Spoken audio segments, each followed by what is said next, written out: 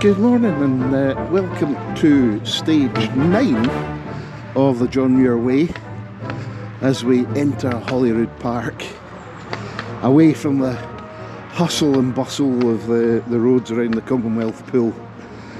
And it's a slightly less grey day today, which I guess is an improvement. So we are planning on walking right through to Port Seton today, somewhere in the region of about 11-12 miles. I'm not exactly sure, but today's going to be a very urban walk, but some interesting features, hopefully, and we'll be passing through Musselburgh as well, and some nice beaches as well once we get down to the Forth again. So at the moment we're just passing under Arthur's Seat up there. It looks like they're doing quite a lot of work on it at the moment. Definitely worth your time to get up there and visit. I'll maybe go and vlog some other time a little trip up there and add it to the video when I get a chance, but for the moment we're going to crack on because it's Baltic this morning. See you on the trail.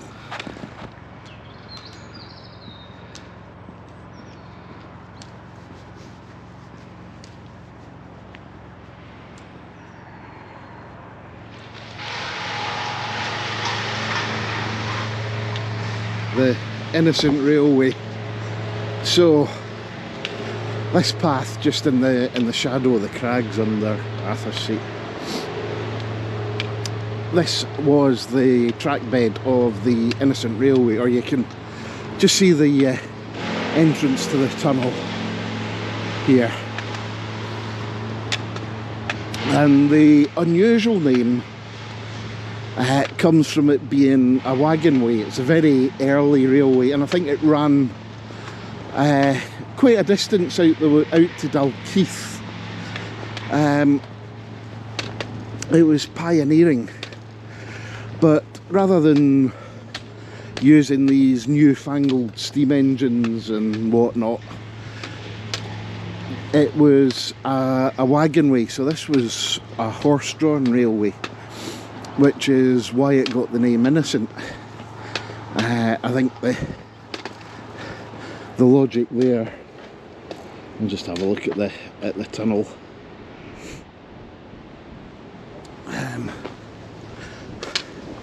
The logic there was it's not using the new technology or using energy, so it was innocent that it was using traditional methods to power the wagons.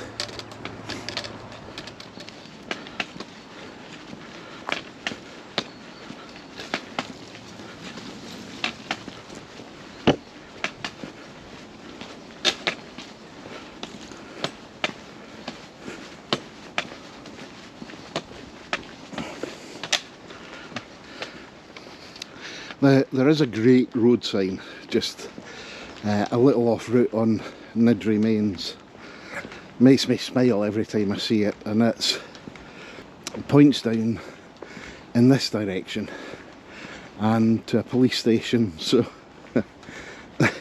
the sign just reads Innocent Police. which I find quite amusing. I guess someone at the council had a bit of a sense of humour as well when they put that up. And well, here's all the information, so what I'll do is I'll just read it out. So, you're standing on one of Scotland's pioneering railways. The Edinburgh and Dalkeith Railways was nicknamed the Innocent Railway because it was originally horse-drawn in an age which thought steam engines dangerous. It was built to transport coal from the Dalkeith area to Auld-Reekie. To the surprise of the promoters, however, the public rapidly took to this convenient novelty, and soon 300,000 passengers were carried annually. Thereafter, passengers became as important as freight to the railways. Open carriages, wagons and converted stagecoaches were the first rolling stock.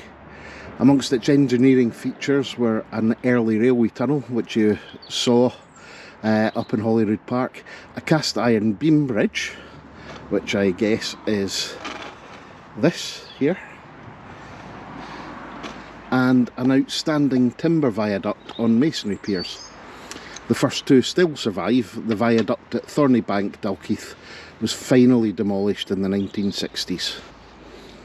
So it opened in July 1831, and believe it or not, I'm surprised by this, it didn't close until August 1968. Oh God. That's incredible. Anyway, so the Innocent Railway. Golf course to the left of us. East Coast Main Line just up there above us. I think, no, it can't be actually, because there's no electric wires on it. Anyway, so I like to show the trails sort of warts and all, and this isn't a particularly unpleasant section, but it's not the most exciting.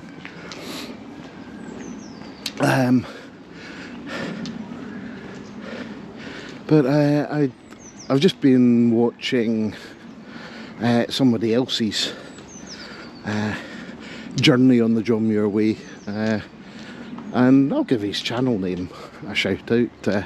Huck was here from the States, and he was in Scotland last year, and Northern Ireland as well, and he walked I think the Ulster Way, Great Glen Way, the West Highland Way, and he came and did this because John Muir is a bit of a hero of his, and I can understand why. The guy was the pioneer of really the American outdoor scene and creating the national parks there, and protecting wilderness areas. And I think he's done, or Huck has done, the Appalachian Trail and the Pacific Crest Trail. And I think without John Muir and his legacy of protecting the outdoors, that we'd probably never have these long distance trails. That his the best word I can think of is legacy just at the moment, directly contributed to the creation of these big trails in the US. Cheers. Thanks. His legacy was directly contributed to the creation of these trails in the US, and we wouldn't have things like the Appalachian Trail, Pacific Crest Trail, the Continental Divide Trail, or the John Muir Trail in the US, and we certainly wouldn't have the trails that we have in the UK, which didn't appear until the 1960s with the Pennine Way. So I think his legacy goes far beyond just the creation of the wilderness areas and the national parks in the US.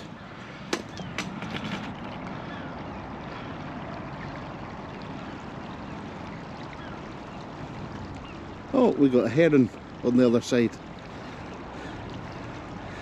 See the heron? He's stone deaf. Oh, Yeah, he'd probably struggle to make him out because he blends in so well with the trees at the back there, but he's just stalking along quite happily, knows we're here. That's probably been the most urban section of the whole route so far.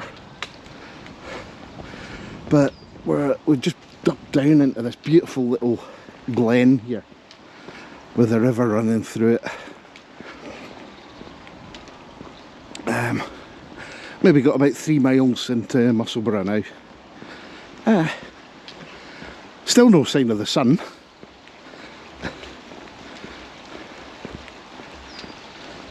Enjoying this so far though this morning. It's been good. As far as walking through an urban environment can be enjoyable.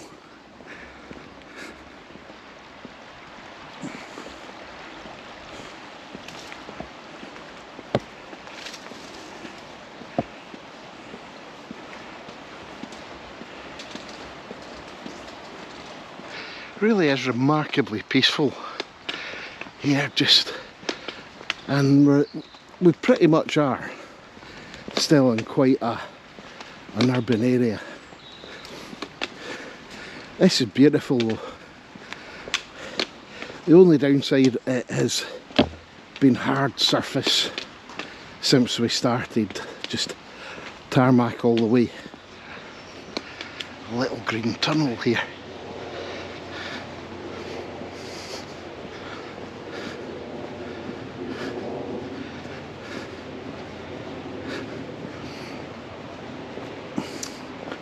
Again, such a difference from the first couple of stages of this, and it's been quite a varied route so far. But we'll be hitting the coast in about a mile or so, I think. In fact, we can just see the water through the mist there.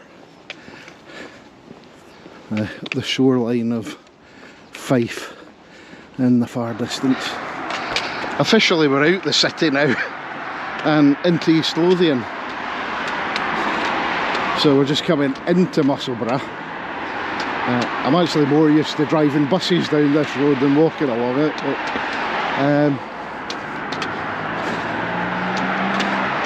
we'll head this way just for a moment, and it's great to see that the tide's out just now. Look at that, isn't that fantastic?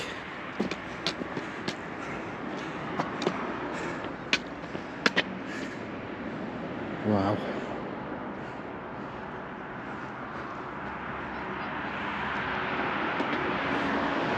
Fancy a walk along the beach? Rather than the road? The way actually goes back out onto the road here. But it's a shame to miss an opportunity, so we're just going to walk along the beach for a bit. And it comes back in at the harbour there.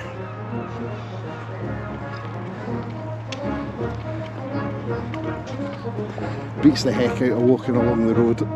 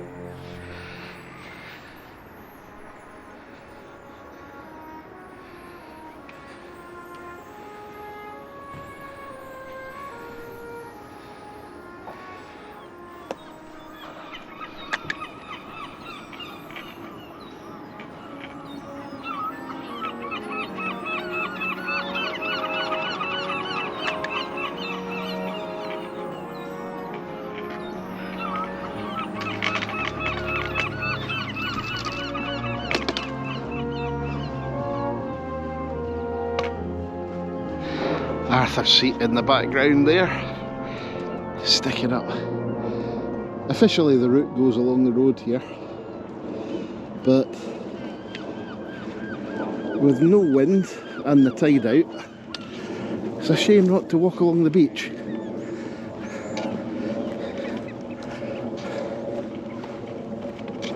Unfortunately the cafe where we're going to stop in is shut, so we're going to have to find somewhere else. May mean a bit of a diversion into the town centre to find one.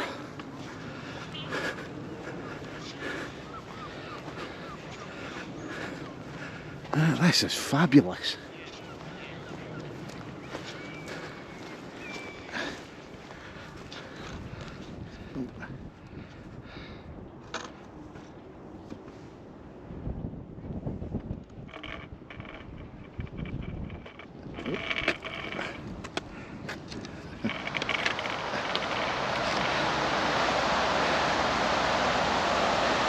I think they're golden eye. There's some little grebes there as well, or dub chicks as they're called.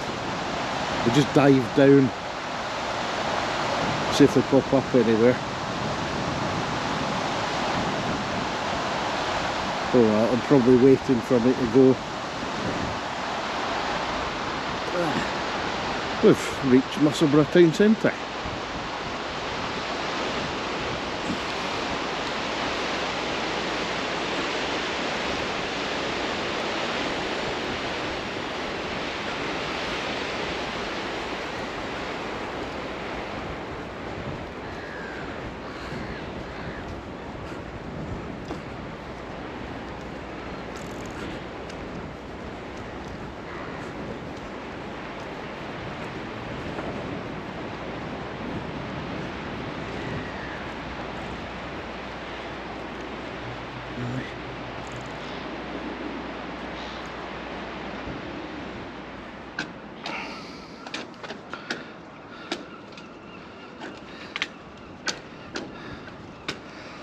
With the cafe that we were going to stop at being shut, we're just going to come off route for a bit, head into the town centre and find somewhere for lunch. So the route actually hugs the coast, so heads back down the other side of this river. But we're going to head into town this way, I think. Coffee shop called Caffeine. I can thoroughly recommend that actually. It was, Yeah, good little, it's a little bit off route, right in the old market square of Musselburgh, but not far, only, well, probably a couple of 100 metres from the bridge.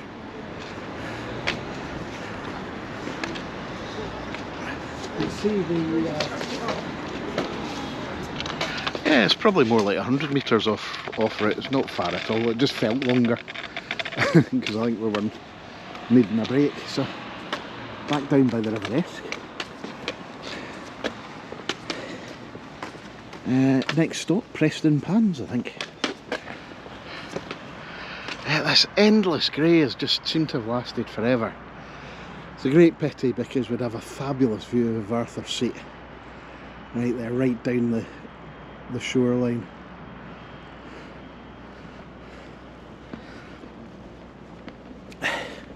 Now the full trail of the John Muir Way is 10 years old, but from this side it's an awful lot older. It has existed for quite a while. I think it went right along the coast. I can't remember where it finished, but certainly it finished in Edinburgh somewhere. And these are the signs for the original John Muir Way, and it's just been incorporated into the new trail.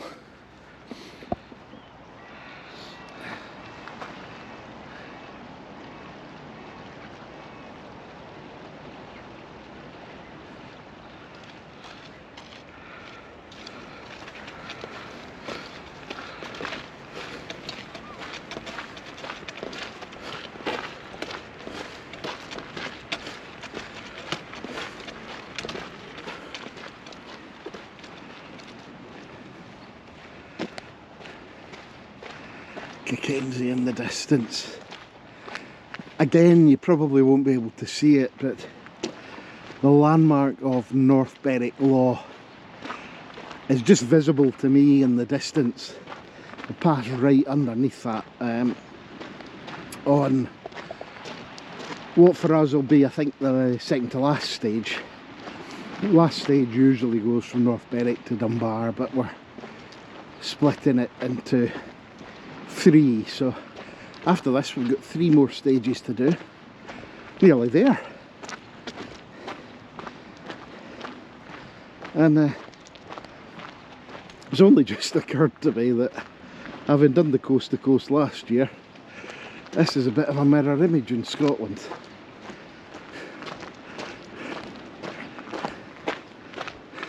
Not the first coast to coast in Scotland. Southern Upland Way is a coast to coast route as well, right from the south of Stranraer and the Rins of Galloway across to oh god, and I can't remember the name of the place it finishes. Finishes really in the middle of nowhere on the coast. The name will come back to me at some point, I suppose. Look, for the first time since we started at Bonnybridge, the sun's come out. Awesome. I'll take the video while I've got a chance, because it'll probably disappear in 5 minutes.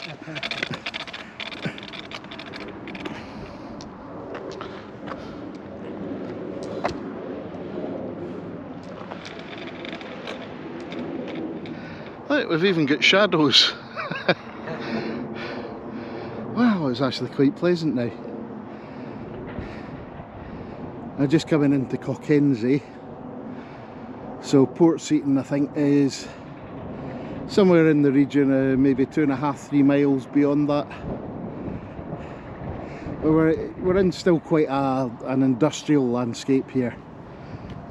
But once we're beyond Port Seton, on the next stage, that's really getting out into the country and golf courses. Lots and lots of golf courses.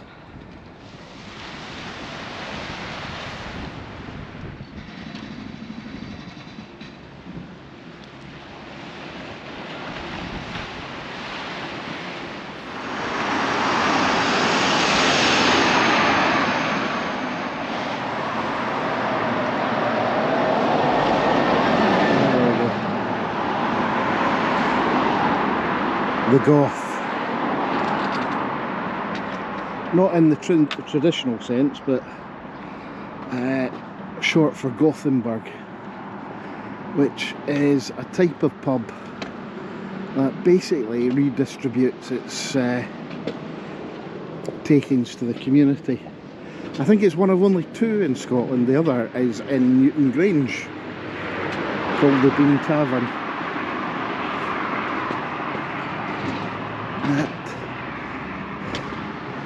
Probably a well-kent mural from videos of the John Muir Way.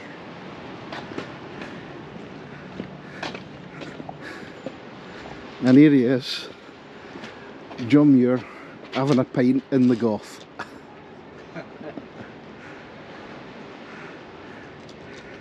Born in Dunbar in 1838, sent forth an idea which inspired the nation of America and indeed the world for generations to come. The least we can do is stand him a pint. Absolutely. Oh, it's nice to be away from the main street. I've even been forced to put the sunglasses on. It could even be classed as a pleasant day. The sun's actually quite warm. Yeah, look at that.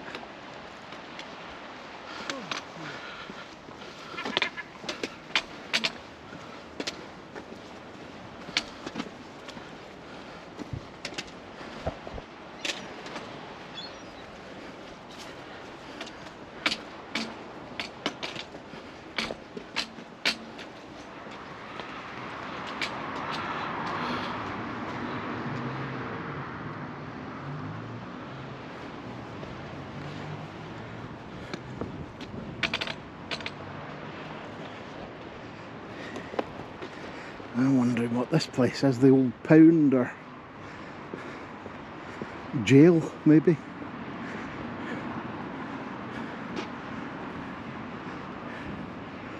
Oh.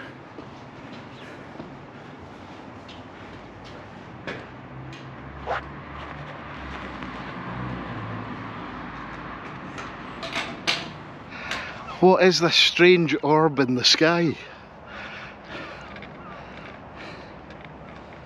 Aye.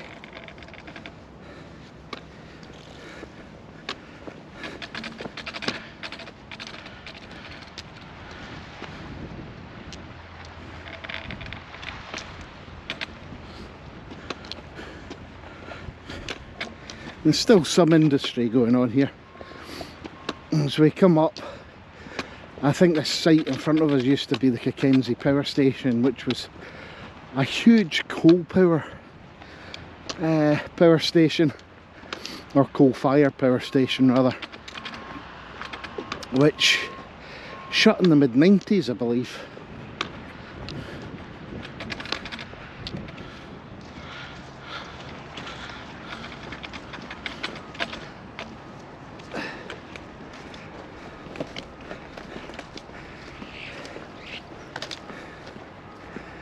The industry's easing off a little, and it's becoming, well, apart from that building there, a bit more sort of quaint fishing village style.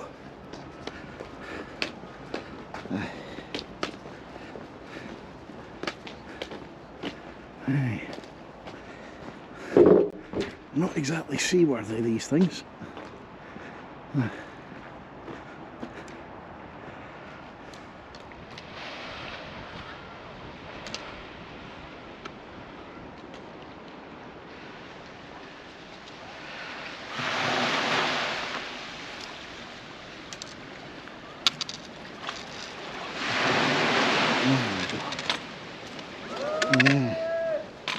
Yes. Suddenly started to get good again. You can tell that this is still a busy working harbour. Yeah. Just all the lobster pots sitting on the wall there. There are hundreds of them.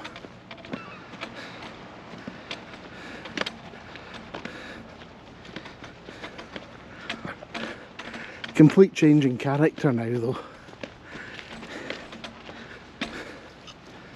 It does feel like we've got away from the urban sprawl of Edinburgh.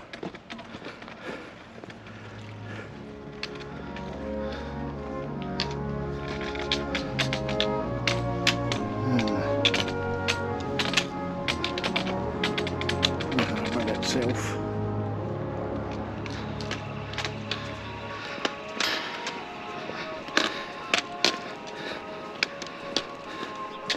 Well, I think we're pretty much coming to the end of the day. Maybe still got about a kilometre or so to get to our bus. We can see North Berwick Law again in the distance, just that pimple sticking up. But that's pretty much the end of today. Next stage will be Port Seton to somewhere that I can't think of the name of.